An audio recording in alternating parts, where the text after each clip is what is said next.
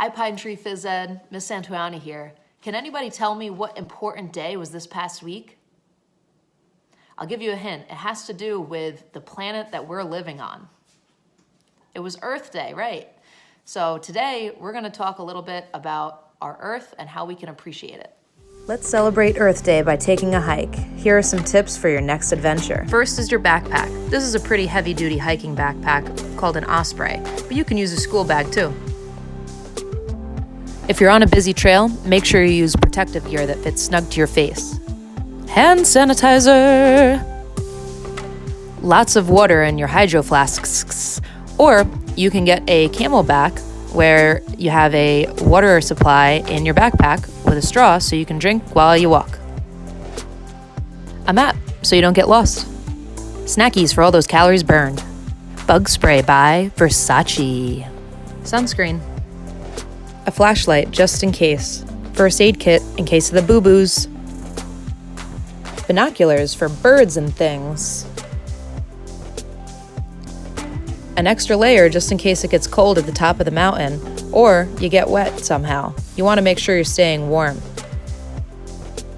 Ooh, that fit. Good sneakers or hiking boots. Make sure that they have good tread on the bottom so that you don't slip. And high ankle support helps too if you have weak ankles like me. These are trekking poles. You can also find a good stick in the woods as a hiking stick. They help with support in rocky conditions. This camera tripod is a must-have for me. It's Bluetooth so I can take pictures from afar, and it goes upside down and bends so you can hang from trees. A fishing pole if you feel like it, but make sure you have a valid fishing license. Whatever you take into the woods, make sure you take it out. Let's keep our trails clean. Couple other tips when you're hiking, especially as the weather's getting warmer, ticks are out and they're nasty. So make sure that you always check any sort of warm place. So behind your ear, under your neck, under your armpit, any place that's warm on your body, ticks really like to go there. So make sure you always do a tick check after your hike. The other thing you need to be aware of is germs don't just die because we're outside. So when you're walking on a trail, if there's some hand-over-hand rocks or some trees that maybe a lot of people are touching on the trail, keep in mind that other people are touching it, you're touching it, and then you're potentially touching your face. The germs still can live outside, okay? So just make sure that you're practicing your good hygiene even when you're taking walks outside. All right, social distancing. I know we've heard a lot about it. You're probably sick of hearing it, but it is important, even on the hiking trail. So make sure you're keeping that 6 to 10 feet apart. And then if somebody's passing you on the trail, just remove yourself off the trail safely until they can pass, and then you can get back on the trail. You should always be hiking with somebody else, and you should always tell a third party where you're gonna be, what time you're leaving, and what time you're expected to come back. Stay on trail. You'll see some things that are called blazes. They're usually on trees or rocks. They're trail markers and they're different colors. So you want to make sure that you know which path you're taking and always stay on the path that has your marked blaze. So maybe it's a red blaze, maybe it's a yellow blaze. Know which one you're going on, but always stay on the trail. No bushwhacking. That's how people get lost. These are some examples of what trail blazes may look like.